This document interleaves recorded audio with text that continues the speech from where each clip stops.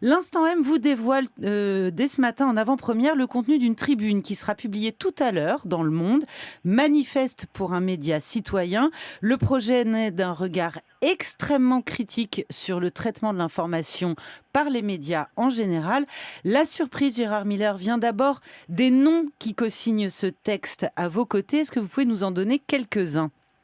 Oui, volontiers. Alors, la plupart des noms sera sur le monde.fr dans quelques minutes ou quelques heures. Est-ce que, vous qui connaissez bien les médias, ça fait longtemps, je pense, que vous n'avez pas vu un manifeste signé aussi bien, je ne sais pas, par Pierre Jox et Laurent Baffy, par Eva Joly ou Josiane Balasco, Philippe Poutou. Il y a 50 noms qui montrent l'ambition du projet. Vous dites très critique, oui, très critique si on veut, mais d'abord parce qu'on est parti d'une constatation, et je suis content d'ailleurs de la faire sur le service public, c'est que 90% de la presse, on ne cesse de le répéter, est possédée par 9 milliardaires, et même si tous mes copains journalistes m'expliquent que Drahi ou Bolloré leur téléphonent pas tous les matins et même tous les mois pour leur dire ce qu'il faut faire, ça a quand même des conséquences que la presse soit ainsi possédée par les puissances financières. Donc premier projet énorme, créer un média sur Internet, j'oserais dire dans un premier temps et peut-être pendant très longtemps, je ne sais pas, un média qui soit indépendant financièrement, qui soit financé sous forme de coopérative par ceux qui s'y intéressent. Et le deuxième point, c'est effectivement de céder peut-être le pas à la dictature de l'urgence. Vous savez bien, ces émissions aujourd'hui sont faites avec l'idée que ça doit déjà se terminer à peine ça a commencé. Nous voulons prendre le temps de débattre, nous voulons le temps de réfléchir. Sophia Chikirou, qui avec moi a eu quelques amis l'idée de ce média, veut Alors, pas je faire précise mieux que que les médias Sophia traditionnels. Chikirou est donc la conseillère en com de Jean-Luc Mélenchon.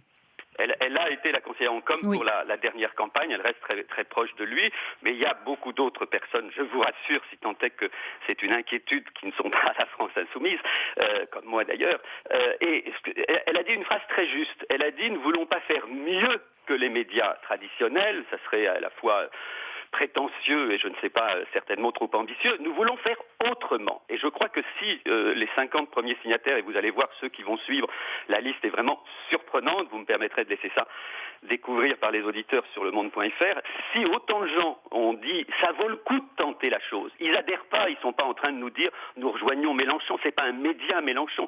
Si aussi nombreux sont les gens qui ont envie que quelque chose bouge dans le monde des médias, c'est parce qu'effectivement il y a quand même un problème entre la façon dont l'information se fait et la façon dont nous, citoyens, avons envie qu'elle se fasse. L'exemple que nous prenons, c'est ce qui se passe dans l'agriculture. Il y a des citoyens qui se regroupent, qui produisent bio, qui commercialisent autrement que par les grandes surfaces. Eh bien, est-ce qu'on peut faire quelque chose comme ça dans l'information et dans la culture? C'est notre ambition. Que les choses soient bien claires, Gérard Miller, parce que d'un côté, on sait que la France Insoumise, on sait que Jean-Luc Mélenchon va créer son propre média et dans le même temps apparaît ce manifeste. Donc, est-ce que ce sont deux projets distincts ? Alors voilà, merci de me donner cette précision parce qu'on voit que la confusion a déjà buzzé. Il y a un projet que Mélenchon a de transformer son blog et ce qu'il fait sur YouTube en télé ou en média. Je ne sais pas le détail de la chose, je n'y participe pas. Ça, c'est un premier projet qui appartient à la France Insoumise. Nous, notre projet, il est totalement indépendant et des puissances financières et des partis, des organisations politiques. Sinon, évidemment, des gens comme Pierre Jox ou comme Poutou et nous tous, peut-être, n'aurions pas participé à ce projet. Donc ça, c'est un autre projet, un média indépendant. Je reprends votre texte, Gérard Miller. Quand vous dites c'est un média coopératif, dont les salariés seront impliqués dans la gouvernance, un média collaboratif, un média pluraliste, un média culturel et francophone au sens large, humaniste et antiraciste, écologiste et progressiste, est-ce qu'il n'existe pas déjà ce média? Est-ce qu'il ne s'appelle pas, par exemple, Mediapart?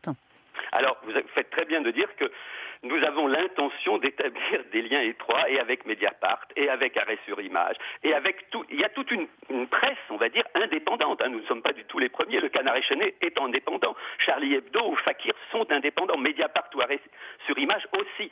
Et donc, la différence, c'est que nous avons l'ambition de faire une télévision.